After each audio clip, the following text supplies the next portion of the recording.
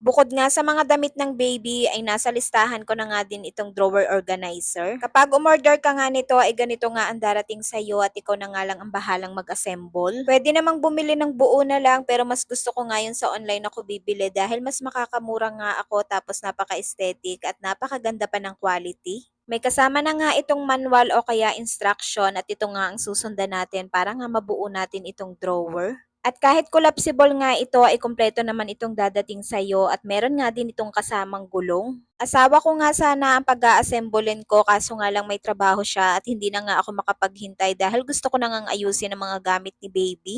Yun nga lang napaka-struggle talaga lalo na nga at ang laki na ng tiyan ko pero tiis-tiis nga lang at maya-maya lang ay mabubuo ko na din. Noong una nga ay nahirapan ako pero nung nakabuo na nga ako ng isang layer ay sunod-sunod na nga at nakuha ko na nga ng dire-diretso. Bago ko nga pagsama-samahin ang bawat layer ay nagbuo nga muna ako ng isa-isa tsaka ako na nga lang pagsasama-samahin para dire-diretso na nga. Buti na nga lang at hindi nga ito kalakihan at hindi nga ako masyadong nahirapan. Mini drawer lang kasi ito at para lang talaga to sa mga gamit ni baby. At saka ito kasing bahay na tinitirhan namin ay cute size din kaya hindi nga kami pwedeng maglagay masyado ng maraming gamit at malalaking gamit. Tapos ang dami na nga din naming drawer kaya ito ngang drawer na mga anak ko ay dito ko na nga lang sa salas inilagay dahil sikip na nga sa kwarto namin.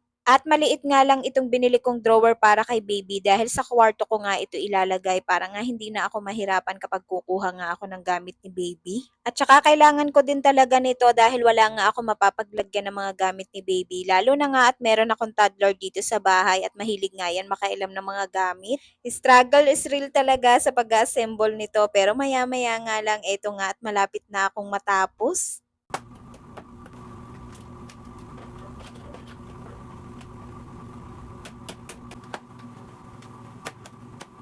At finally, eto nga at natapos na ako at ang pinaka-drawer panel naman ang i-assemble ko at madali na lang naman tong i-assemble. O ba diba, hindi ko na pala kailangan ng tulong ng asawa ko at kayang-kaya ko naman pala tong i-assemble mag-isa. At sunod ko namang ilalagay ay eto ngang pinakapaa na may kasama ng ngang gulong. Pinaka nagustuhan ko nga din dito ay meron na siyang gulong kaya kahit magpalipat-lipat ay hindi na nga kailangang buhatin. Magaan lang naman to pero kapag nalagyan na nga yan ng laman ay medyo bibigat na nga din.